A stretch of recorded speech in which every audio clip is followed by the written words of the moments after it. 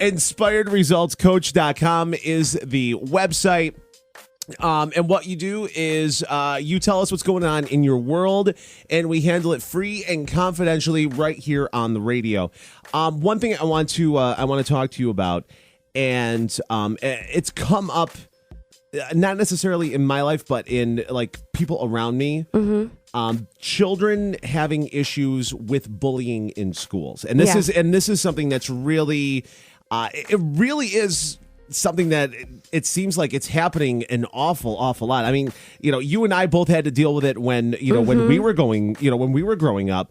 And now that there's actually like a word for it or a phrase for it.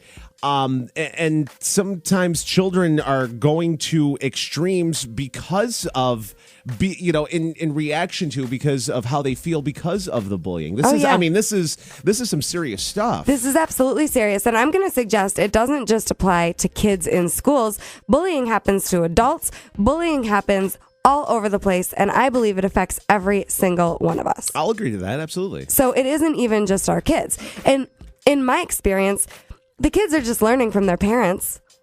The kids are just modeling what they've seen done by the adults in their lives. So one of the things that I teach, I'm going to be doing a teacher in service at Donovan Middle School tomorrow. I go into Donovan monthly all year. I'm working on bullying with the kids. I'm working with the teachers and the parents. And what I do is I teach the difference between being a bulldozer who's extremely aggressive, being a doormat who's extremely passive, and then being just an assertive communicator that's confident and empowered, knowing how to communicate in a way that respects other people. That, I think, is the best bully prevention out there. Learning how to be empowered and learning how to communicate. Learning how to communicate and know your resources for kids. Absolutely. As far as children go, and I want to focus on the kid aspect of it, because a lot of times kids who are dealing with it don't necessarily know how to communicate. Now, granted, there are adults that there are some adults that don't know how to communicate at times, but kids, because they've never dealt with stuff like that before, and they're afraid that they'll get in trouble for for talking about it or having it happen, or they should, what I'm saying? Yep. And it's a tough thing to be a child and be in the middle of it. If you're a parent of a child and you find out that your child's being bullied and whatnot, what's a good route to go? Because because if you're a parent and you see your child and your child finally comes to you and says, "Yes, this is happening," it almost feels like you're helpless in some way, shape, or form. Absolutely. And again, we are focusing on the kids, but I want to point out that if your child is being bullied, they have learned not to stand up for themselves at home. That's where it starts. So when we're parents, right? Number one, if you won't stand up for you, you could tell your kids to stand up for themselves all day long. But if you won't stand up for you and they're not watching or learning how to do that, they won't know how. They won't. So it's so important that in your own lives, all parents are taking good care of themselves and they're making sure they're respecting themselves and standing up for themselves. Now, if your kid comes to you talking about this, first of all, I would praise them for being brave enough to tell you. That's so important because a lot of times kids just keep it inside and they don't let you know. Right. So until it comes to a severe, right. So I would be encouraging them. There's nothing you can do to make me love you less. I'm so proud of you. Of course, we can get to the bottom of this. I had a family last year working with me that had some pretty severe stuff going on. The daughter was on a sports team and the entire team was ganging up on her. Administration was just kind of looking the other way. And we dealt with it. And this little girl now, she is absolutely talking about how she learned how to communicate. She learned how to stand up for herself. She had a successful experience on the team this year and things got addressed. So there are ways to deal with this and to handle it. If it's happening, you got to learn who your resources are. You've got to get support for your child. Number one, administration will do something if they know about it. If Correct. People don't know, there's nothing they can do.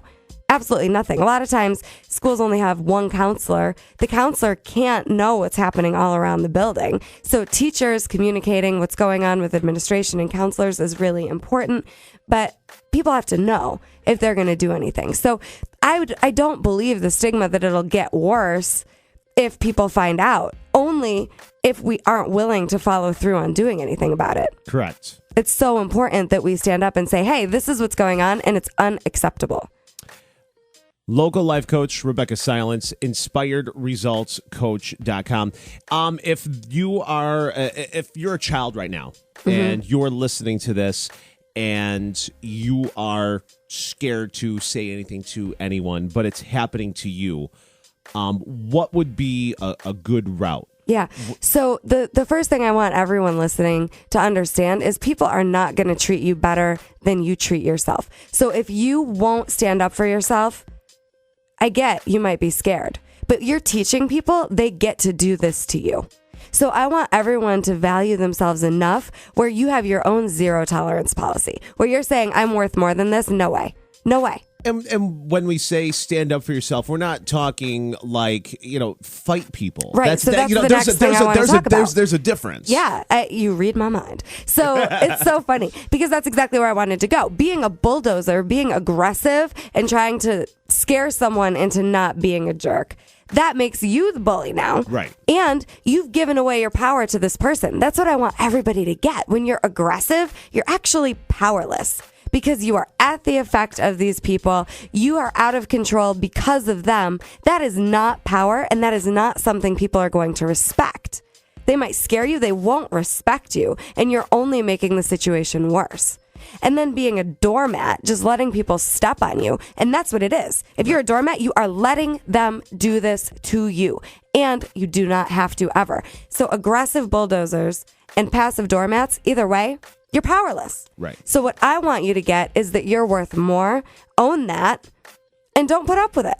Don't put up with it for a second. And if you're a kid, get some adults. Get to know who your resources are. Talk to a teacher. Talk to your counselor. Talk to a principal or an assistant principal. Say, hey, this is going on. I don't like it. And I need your help. Let's tackle this together. Because no kid deserves to be put down. No kid deserves to feel like they're not safe. No one. I don't care who you are. No one's better than anybody else. Kids, I hope you understand that. No one is better than you. You're not better than anyone. And we all deserve to be treated with respect. Local life coach Rebeccah Silence, inspiredresultscoach.com. If you're listening from a school right now and want to have Rebeccah come and do a program, you absolutely can do so. What they might not know is I was a school counselor for 6 years. I was a school counselor, a school counseling coordinator when I lived in Vegas. You've seen it. I've seen it all. Been right in there. I've got programs, and I just am so passionate about the fact that if we won't respect ourselves, we can't teach our kids to respect themselves. And even if kids haven't seen it, you can learn how to respect yourself. InspiredResultsCoach.com is the website. More on a Confession Tuesday with Rebeccah Silence coming Thanks up for bringing next this up. on Kiss FM.